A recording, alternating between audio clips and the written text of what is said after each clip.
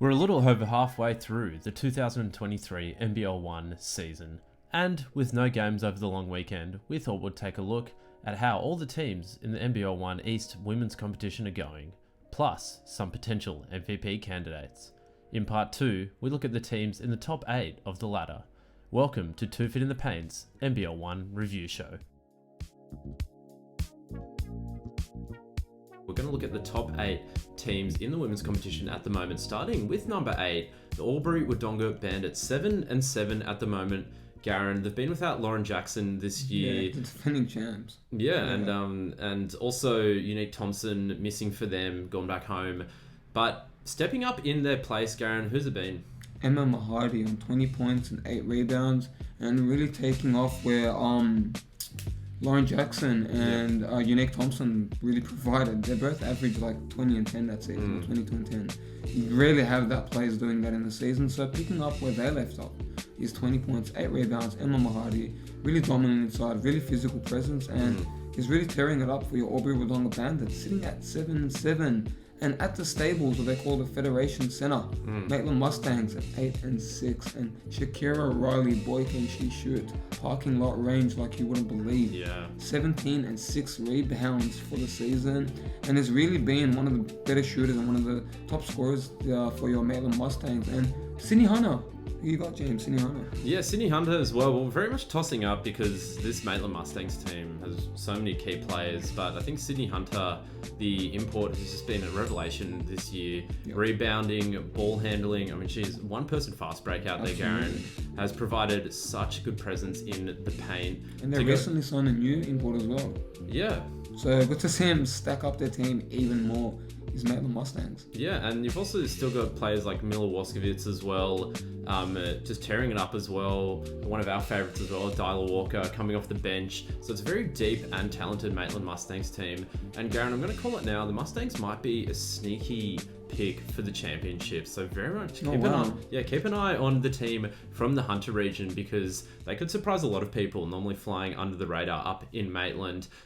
But a team that's definitely not flying under the radar right now and turning a lot of heads is the 6th place Sutherland Sharks, sitting on a 10-5 record, and leading the way, as always, with the Sharkies is Lauren Nicholson. Garen, what you been doing this season? Yeah, well, formerly with the Townsville Heat, now with the Flames, so has a lot of WNBL experience. 26 points, 6 rebounds, 6 assists on 51% shooting. Wow. She can drive in, she can break down the defense, she has that mid-range pop, she can hit it from 3, she can do it from all angles basically, and a really reliable ball handler that can run the offense for this team. Really confident alongside players like Kelly Holberter, who can also light it up for this team. Had 16 points last game, so another dark horse player as well. And who else you got for this team? Maddy Norris as well, Garen. I mean, she might not be the flashiest player, but Maddy Norris just contributes night in, night out for the Sutherland Sharks team. Especially that 3-point shooting off those pick and pop situations, or just simply off a catch and shoot. Maddy Norris is dead-eyed. And another scorer who's just really stepped up with Vanessa Panousis moving over to the Sydney Comets this season. But the Sharkies really haven't skipped a beat, despite that big loss. And a team that's in their first season of NBL1 at least, is the 5th place Centre of Excellence, 13-3. What a record for the young guns. And Garen, who's been stepping up for them in a team that's, chock full of talent? Yeah, well, we had one of them was Isla Driffmans. 16-10 on the season. Hopefully, I believe she's going off to college as well. One of the players that could be heading off to college. Correct me if I'm wrong, but they are stacked with talent, this Centre of Excellence team.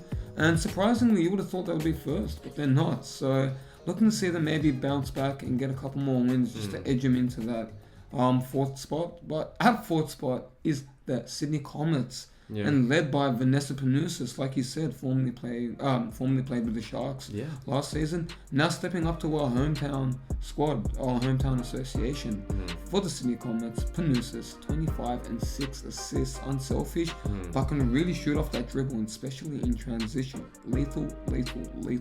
And who else have we got for the Comets, James? Yeah, I mean, there's so many players we could have mentioned here. I mean, of course, we know Shyla Hill's been tearing it up this season as well. I mean, to have her and Panousis on the same team, Sydney Comets really got it right in their first season in NBL1 East. But player I want to mention was Jada Crawshaw, Garen. The power forward has been lighting it up.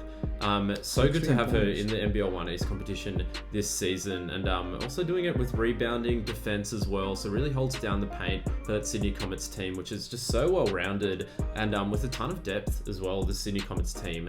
So in their first season, maybe looking at a championship, maybe even looking at the MVP with Vanessa Panousis as well. Yeah. So 10 out of 10, and full credit to their management led by Ben Madgen. I mean, he's done a great job putting together a great roster, as has the third place North's Bears. Wow. 11-2 at the moment, so only dropped 2 games, which were both to Manly, I believe, Yep. who are currently at the top of the table. We'll get to them a little soon.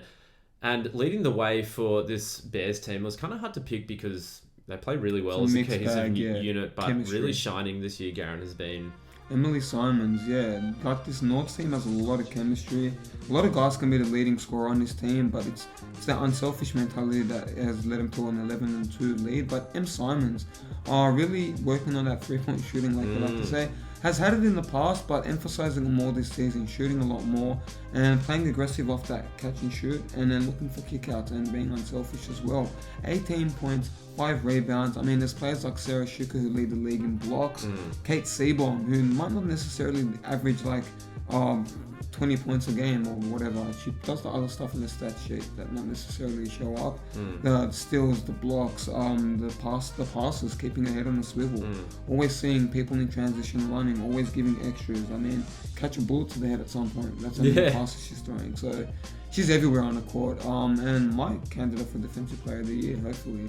So there's a lot of talent on this North team. I mean, even JOLENE Anderson, 13 points, 4 rebounds, 5 assists already. The new import, killing it, floor spacer. Yeah, so many players on this North team. And at second is the Falcons, led by the Michiganian Nicole Munga, 18-13 games. Wow. Yeah, what a season Nicole Munga's having. A second year in the NBL1 East and coming back from that Canberra Capitals experience. And you didn't think Nicole Munga could get much better, but she has this season, really stepping it up as the first option, the leader of this Newcastle Falcons team. I mean, shooting, rebounding. Leads the league in rebounding. Yeah, I can't just list every statistic. And improved rebounding. Wasn't rebounding as high and at a high clip last season, so really emphasised the rebounding this season and really paid off. As has former North Bear as well.